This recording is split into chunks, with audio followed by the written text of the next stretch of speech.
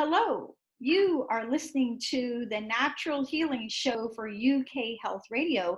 I'm your host, Catherine Carrigan, medical intuitive healer and Amazon #1 bestselling author. You can find out more about me and my work at catherinecarrigan.com and unlimitedenergynow.com. While you're there, definitely sign up for my newsletter so you can learn even more about how you can heal yourself naturally.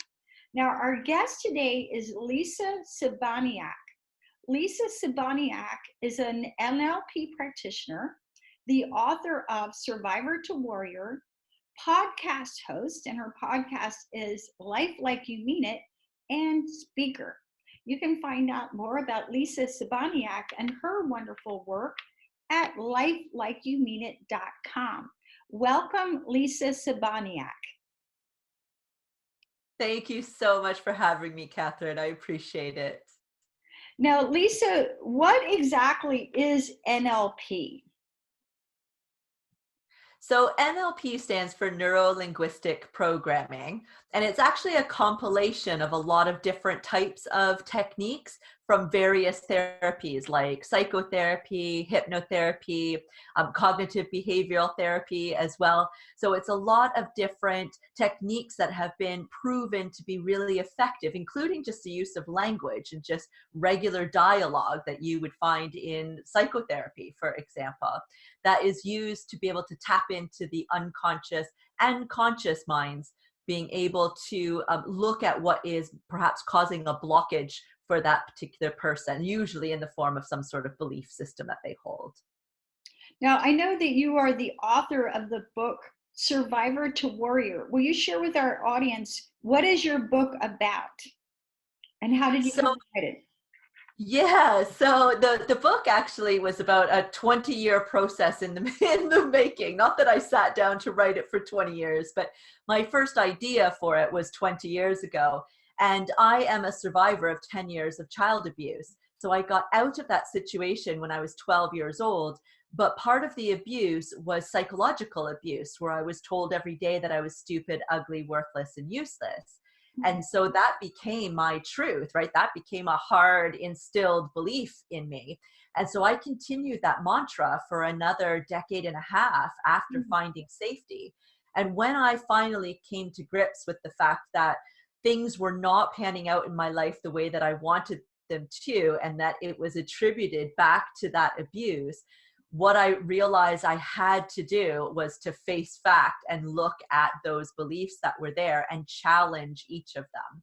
And so when I first got the idea to write the book, it was more as my way of kind of wanting to share my story. And it just didn't feel right. I wrote a few chapters of it and it just didn't feel like it was going to resonate. And so I sat on it for quite a long time, about 2 decades. And by the time I came back to it last year, I realized that it wasn't going to be a book about abuse. It was going to be a book about how I overcame abuse, right? Because I am not just an abuse survivor, right? I'm a warrior because of my abuse. And so hence came the title Survivor to Warrior.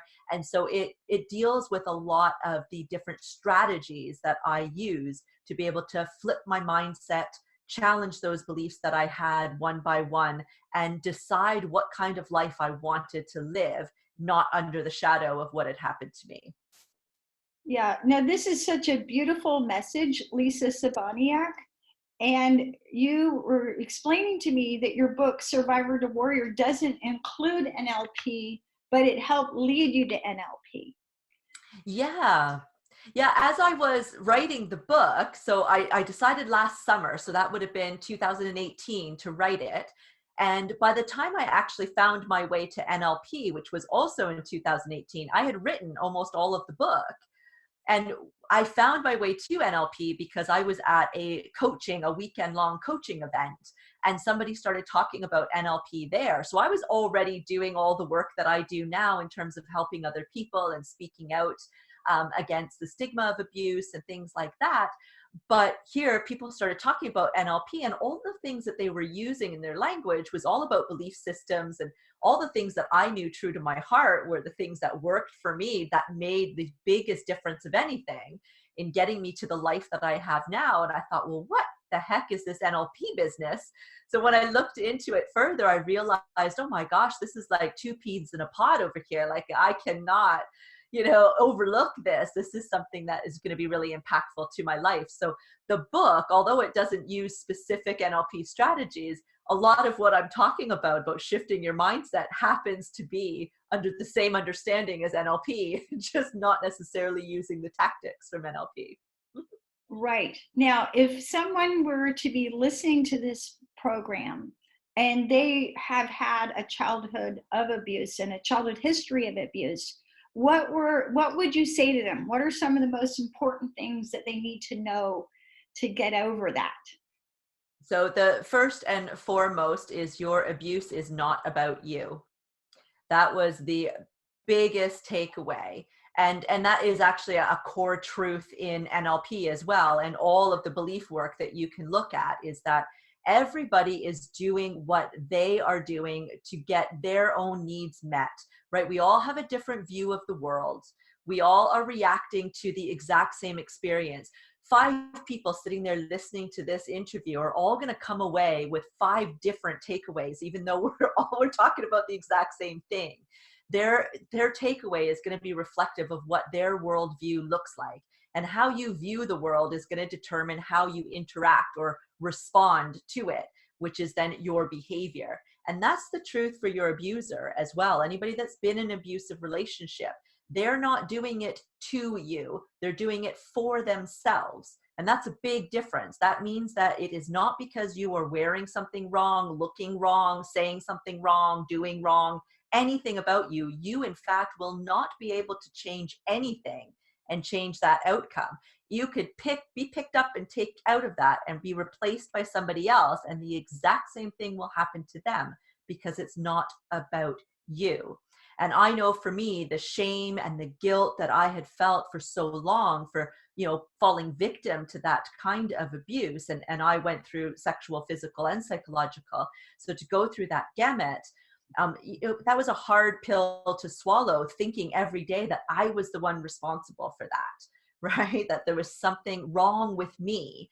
And I tried to go to traditional therapy when I was in my teens, and I just didn't resonate with traditional therapy at that time. And that was all that I knew existed for help at that time. And so I thought, I'm so broken. Even the thing that you're supposed to go to help you isn't working for me. And it was all about me and what I was doing wrong. And that was the biggest thing when I was in my 20s, when I started to have the first glimpses of, wait a second, if I took me out of it and I looked at it as him, as the abuser, this wasn't anything to do with me, which means that there's nothing I need to improve on myself. There's nothing I need to change as far as my behavior or my thought processes or what I look like or how I sound, or none of that was going to make any difference whatsoever.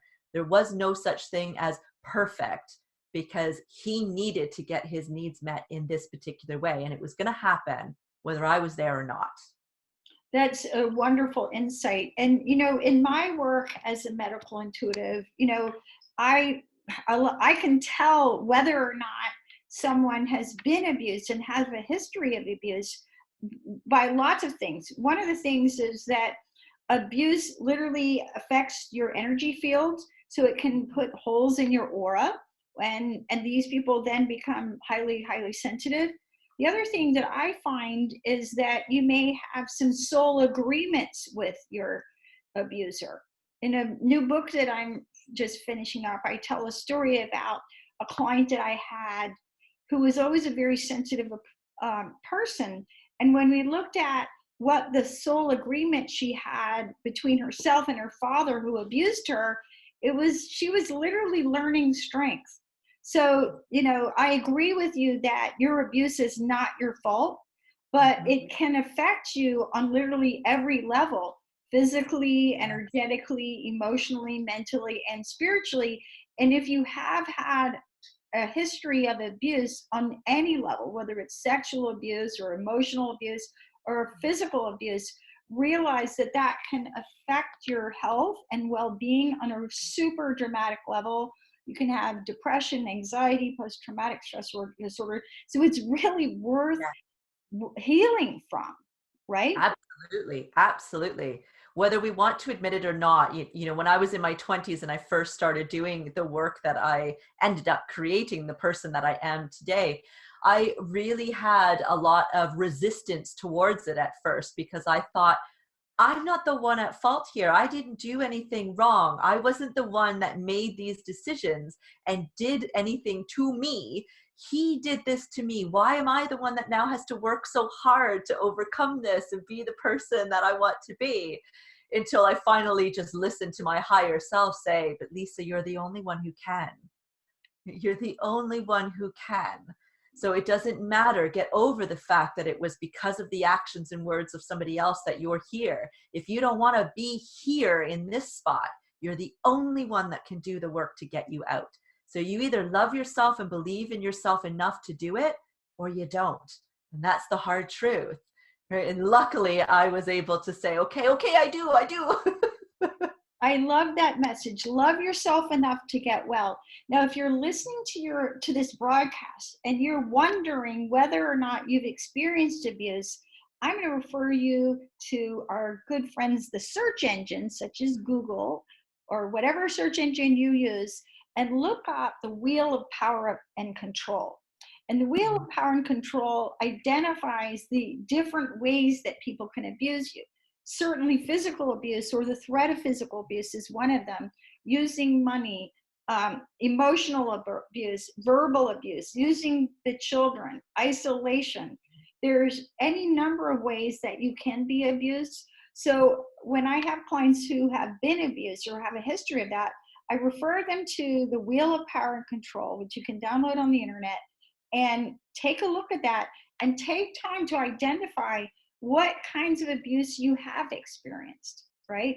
So that you can go back and unwind it, because it's going to affect you all the way to the cellular level. And it's really important that we have guests like Lisa Cybaniak, who are living, breathing examples that you can get over this. Now let's go back to NLP and beliefs. So what I find as a medical intuitive is that when someone has a history of abuse, a lot of times it's easier, either consciously or unconsciously, for the person who's had this history to come to the conclusion that, like you said, there's something wrong with you. And that it's easier to think there's something wrong with me than to think mom and dad didn't love me, right? So it's like, there's got to be something wrong with me. That's why I was abused. Or there's got to be something wrong with me. That's why I was attacked. So unwinding these beliefs about ourselves is really, really important. So Lisa Cybaniak, how do our beliefs affect our ability to succeed? Well, every single decision that we make, whether it's big or small, is coming down to all of our past experiences, because our unconscious mind has one very important job, and that's to protect us. And the only way that it can really thoroughly protect us is if it remembers everything. Every single experience you physically had, but also all of the emotional experiences that we've had. Right? Have you ever had that where you've had a disagreement with somebody, you've had some sort of falling out, and then years later you look back and you're like, oh yeah, I remember we used to be really close friends. Yeah, I can't remember what the fight was all about, but I know deep in my heart they can't be trusted. So that feeling doesn't go away, even though your conscious mind may have forgotten the details. Your unconscious mind forgot nothing. You know exactly what happened there.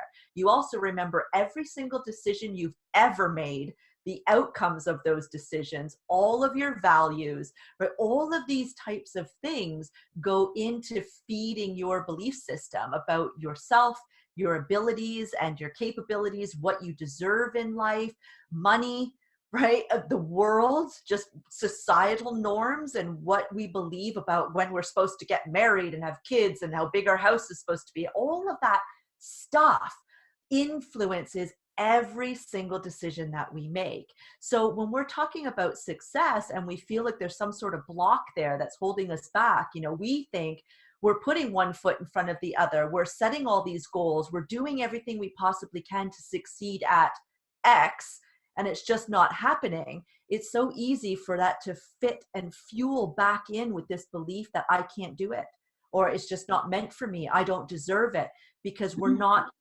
getting past a certain point. But the reason we're not getting past that is not because we don't deserve it. It's because we think we don't deserve it, right? And if we think we don't deserve it, we are going to sabotage ourselves in some way, shape, or form. And it doesn't have to be a belief that is, come from something huge like trauma or abuse. It can be lots of little beliefs that we have gathered along the way. Like when I was a little girl, all of the adults around me, when they would get into conversations about other people that had money, they would refer to them as filthy, stinking rich. That was just like the expression that was going on in my neighborhood at my time, right? When I was growing up.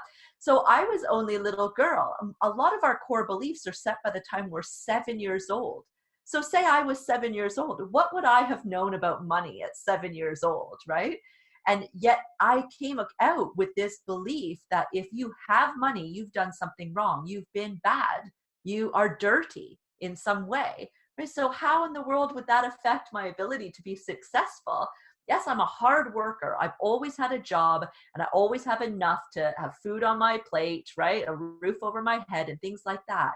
But for a long time, I wasn't having anything more than that, because to have more money meant that I had done something wrong, even though that had never been my own personal experience. I had learned it just from hearing the words of other adults speak.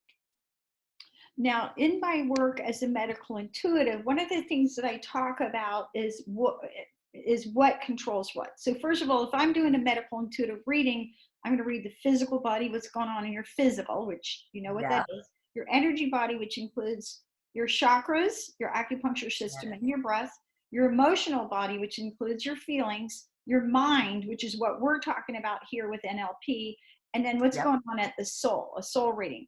Now, the important thing to understand is that your soul controls your mind controls your emotions.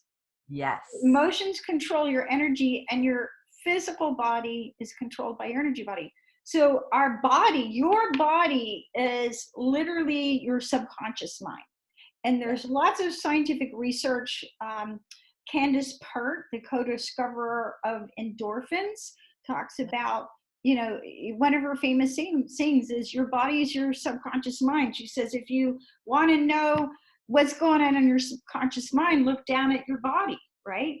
Yes. So your body manifests what you're holding, what's going on at the soul level, on the mind level, and your emotions, your energy, and then it comes down to the physical. And what I find when I'm doing healing work and natural healing, when you want to move out of the physical, you've got to move it out of the physical, through the energy body, through the emotions, through the mind, and through the soul level. So working on changing beliefs is absolutely crucial, because whatever you're believing about yourself is what you manifest. Now, Lisa Cybaniak, you're an NLP practitioner. How does NLP change our beliefs? So a lot of what you are saying is just, I'm beaming here with a big smile because it's so true. NLP is doing the same sort of thing, looking at the exterior, if you will, for some hints, right? So when a client comes to me and they have no idea, they're the ones that holding themselves back, right? They just know there's a block there somewhere. They're not where they want to be, and they don't know how to get there. And so the first thing that I do is just have a conversation with them, because their unconscious mind is going to tell me lots. They're going to unveil their view of the world through the language that they're using, but then also through all their micro expressions on their face, right? Their energy, they're going to be all closed off when they're saying certain things. You know, that classic one where people are saying, oh yeah, I'll do that. Yeah, totally. I'm up for that 100%, right? They're closed off and they're shaking their head, but they're saying yes, right? So that's a really big clue that conscious and unconscious are not lining up here. And so typically just ask some questions and figure out, well, what's going on here? And you end up unpacking the belief. And then from there, you can decide on which technique is going to be the best. Sometimes just having the conversation and people realizing, going, oh my gosh, I never realized that before, is enough for them to actually start unpacking it on their own. But oftentimes it involves having to do some specific techniques where we go in, depending on what it is, and either add in some really positive states of mind to an experience. Because as you know, we obviously can't change what's already happened, right? You've got an abusive past, or you've got this really horrible thing that happened that you know is blocking you right now, and it's caused this big belief. Well, going back in and trying to pretend like that experience didn't happen is not going to work, right? The experience happened.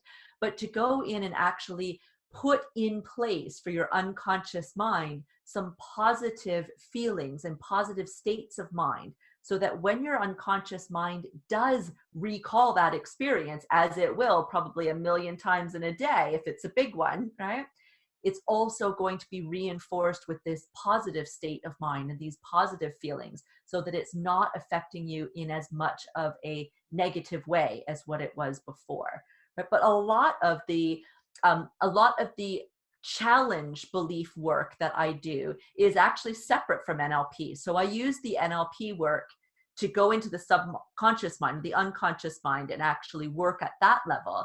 But consciously, I give people some really specific tasks that they need to do to challenge each one of those beliefs. Like my belief that I was stupid, for example, right? We all do silly things, and all of this whole list of evidence I thought I had gathered as evidence that I was stupid was really just evidence that I had made some foolish decisions from time to time. That doesn't have to mean that I'm stupid. It just means that I was maybe stupid in that moment, but I'm not, generally speaking, stupid. So I can go and revisit each of those experiences, but look at them differently and ask myself, is it possible that that is not evidence that I'm stupid, but just evidence that I needed some more support at that time. I needed some more guidance. I needed to ask for help. I did the best that I possibly could. Actually, I was really quite strong there to be able to try that without knowing what the heck I was doing. I didn't get it right, but just trying to look at it in a different kind of way. No, I know that in my work as a medical intuitive healer, when I'm working with clients to try and heal their beliefs or shift their beliefs, I'll go through the following process, which I'm going to outline for our audience. So first is, as you said, you identify the limiting belief, or the, such as I'm stupid or I'm ugly or nobody likes me or what have you. And then I'll have the person make a statement. I have completed the cycle of thinking, feeling, or believing that I'm stupid, I'm ugly, I'm whatever. The second thing I do is then I find the emotion or emotions that this belief pulls up, because again, your mind controls your emotions. So what emotion is this negative belief causing you? Is it making you feel depressed, anxious, hopeless, self-defeating? What is it? So you find the emotion. Then you find the age or ages at which this belief started. Because if you have a limiting belief, trust me, it didn't start yesterday. No. It started earlier in your life, and you find the age or ages which this happened. You also find any other relevant information. Sometimes the beliefs that we have didn't even start with us.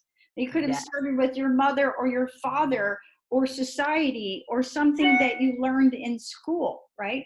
So you find all the other relevant information, and then you ask literally at the soul level, what do I need to do to release this, right? And part of releasing it is coming up with a more supportive belief. So for example, if you tell yourself, I'm stupid, a really good belief might be, I always have access to all the information that I need by grace and perfect timing.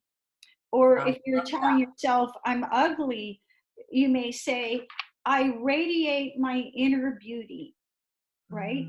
You know, or if you think you're a victim, You can say, like Lisa did in the title to her book, I am a survivor. I I'm a warrior. I'm guided and protected every moment of my day. So coming up with the opposite statements that you can use on an ongoing basis is really, really important. Now, Lisa Cybaniak, NLP practitioner, again, how does NLP actually clear these beliefs and shift it out? Because when I'm doing healing work, I'm looking at any number of factors about how did this get programmed into a person. And Yes. then I'm asking again at the soul level, what technique can be used to clear it? But I find when you find all the relevant information, almost any technique can clear it. So what are some of the NLP techniques that you like that actually help people shift their beliefs? The biggest one that I find I use the most is called the Museum of Old Beliefs. And this can be done with hypnotherapy as well. It's just with NLP, instead of the client being, lying down on a sofa and not aware of what's going on, they're a very active member. So they're actually standing during this and walking around. And while their conscious mind is responding to me and giving me answers and doing what I'm asking them to do and taking steps around a circle, I'm actually talking to their unconscious mind, right? So what it involves is one very, very important element of this, and probably the most important element of this, is that we are not destroying the belief. We are setting the belief aside, and then we are replacing the belief with something that is more self-serving. So if we are going to destroy the belief, then that puts our unconscious mind out of its comfort zone. And the first thing it's going to want to do is to hold on to that. No, no, no, no, no. Thinks that you are going to be in danger somehow, right? So it's very important that we use language that they understand in that moment, that we're just putting it aside. It's available for you to grab again if you ever want it. But of course, they're never going to want it because they're going to replace it with this amazing one. But just that little difference makes a huge difference to the unconscious mind. So basically, we walk around in a circle and we recall. It's quite an extensive exercise because it involves them having to remember different times in their life when they felt certain ways. So, for example, they need to remember when they felt open to doubt.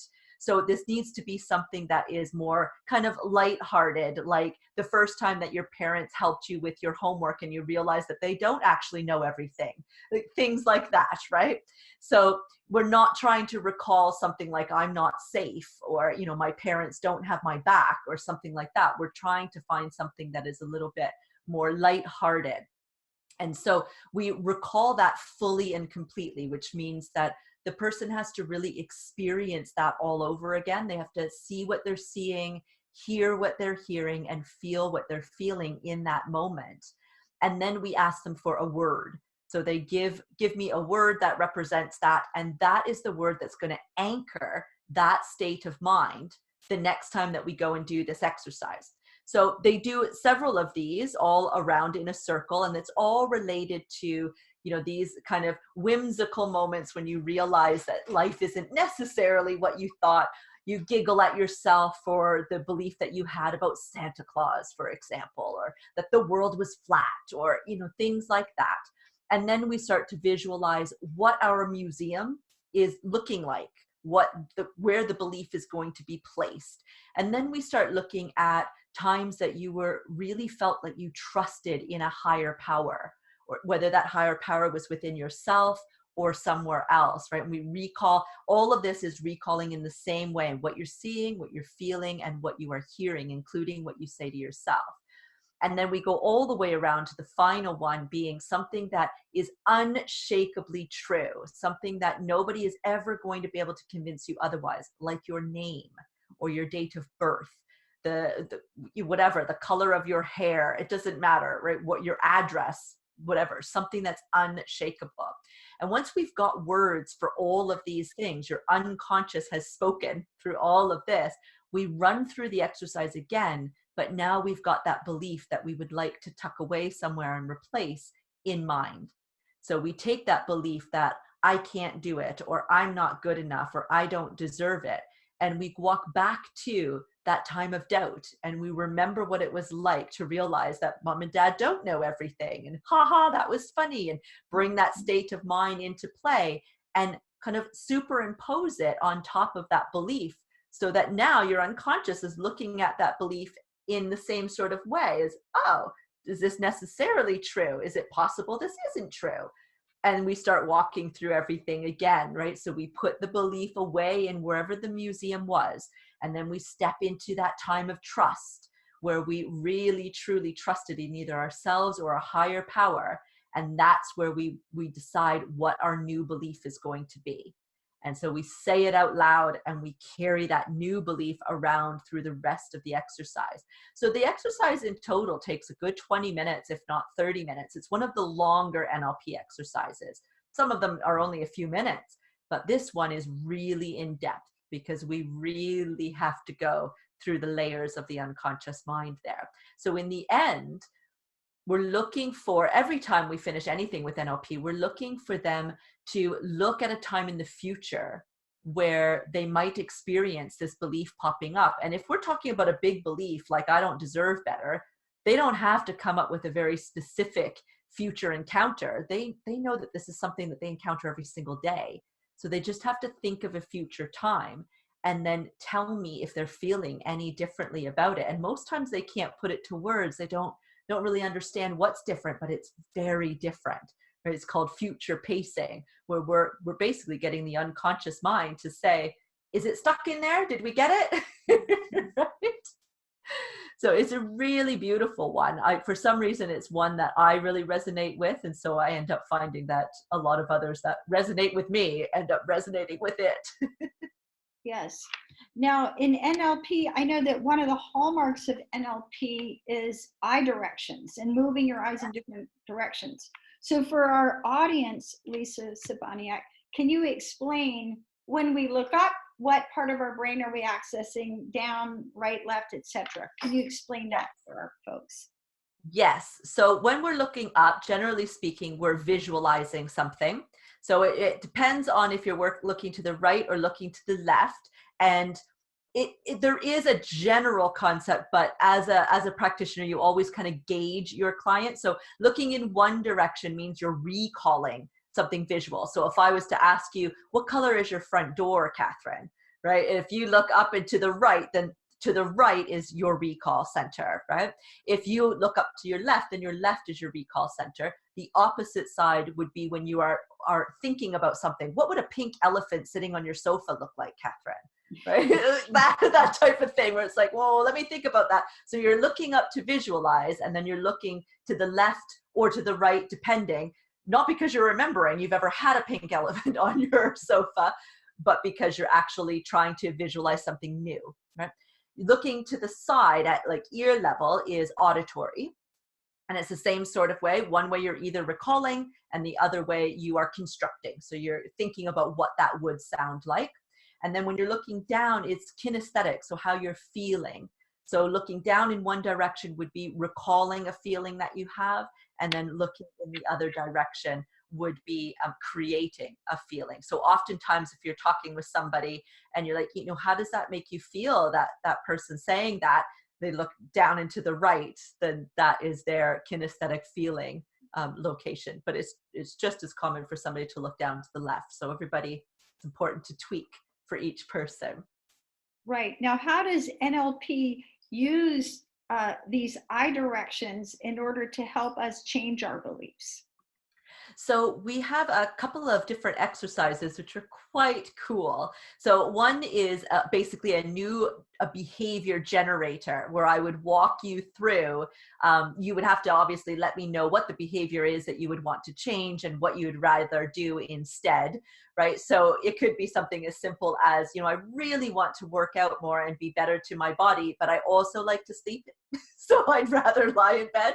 So like right now, I'm the lying in bed person. That's my behavior. And I'd like to be the get up and go for a run behavior person. And there's loads of other ones, obviously, that you can look at as well. So I would walk you through a whole series of getting you to think about what it looks like, what it feels like to be this new person. And I'd be actually directing you. Now I want you to look up and to your right. I want you to look up and to your left. I want you to look down, so that I'm getting you to actually visualize what it's like to be this person and to be doing this activity and all the good feelings that come with it. And to really instill that, I'm getting you to actually look down, and whichever one you are for recalling a feeling, right, look down into that direction, so that you really are pulling up a feeling of maybe a sense of pride from you actually following through on what it is that you want, right?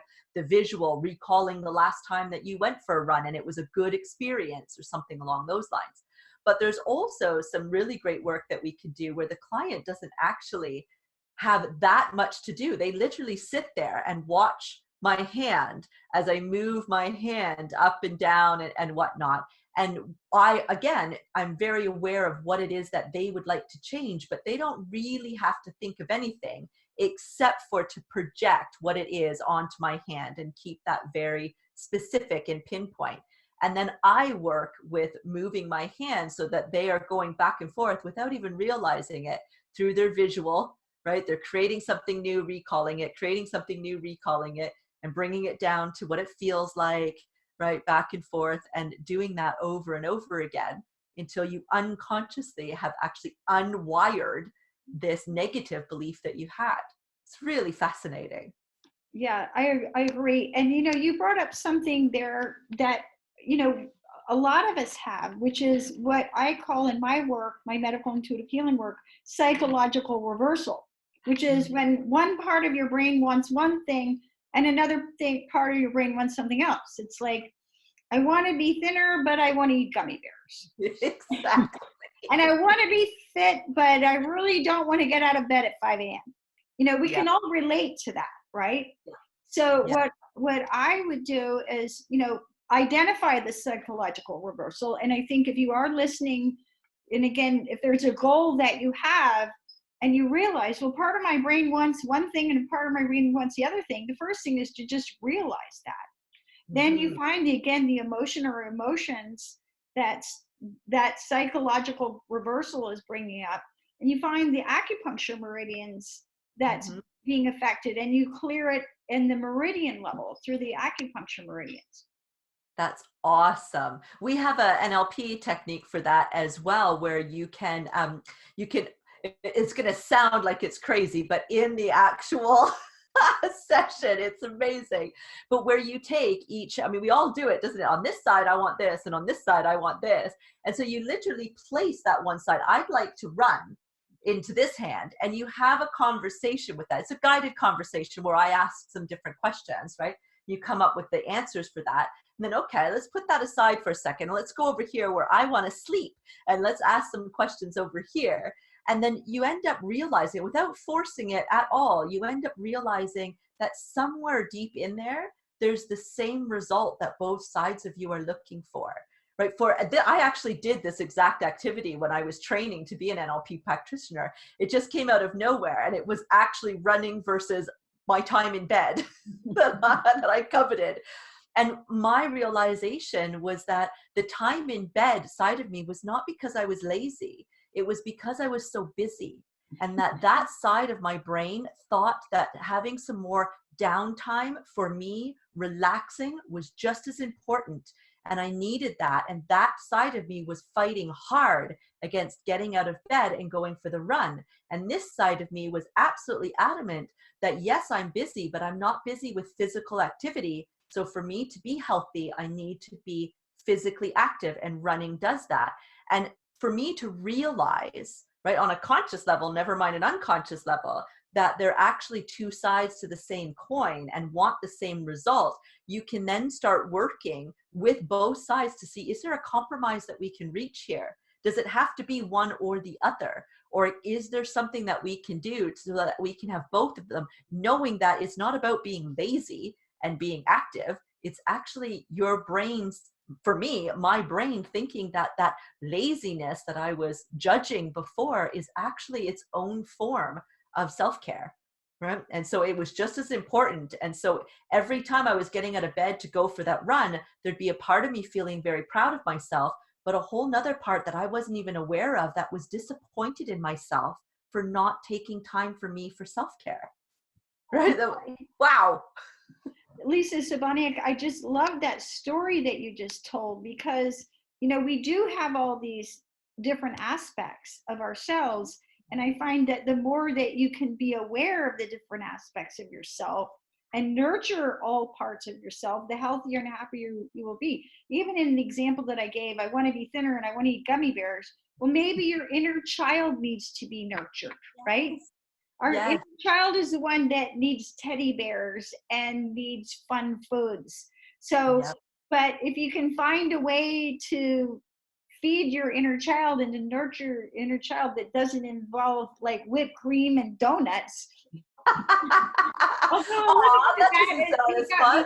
be, yeah, it may not be terrible, but it's like, how can we nurture these different aspects of ourselves, right?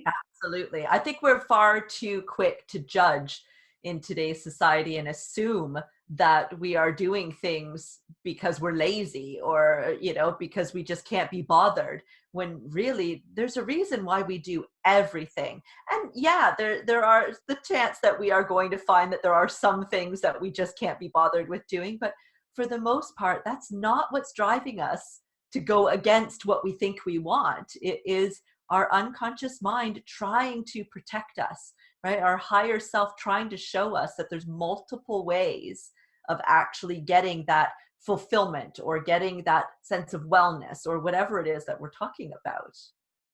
So, Lisa Cybaniak, so NLP is a wonderful system for changing our beliefs so that they're more supportive overall. So if somebody's listening and go, I really could improve my beliefs, how would our audience go about recognizing when they're suffering from limiting beliefs? So, I mean, everybody is so different, obviously, right? So everyone's moment is going to be different. But typically, I find that people don't necessarily realize that they've got a limiting belief. They just realize that they are limited in some way, right? They've got some sort of blockage that's there. They're aware of that. They just can't figure out what it is. They know their heart's in the right place. They know that they've been putting in all of the effort, and they just can't figure out what they're missing, right? So oftentimes they'll say things like, I just feel like there's a piece of the puzzle that's missing over here, right? I mean, of course, there are going to be lots of people who will say, you know what?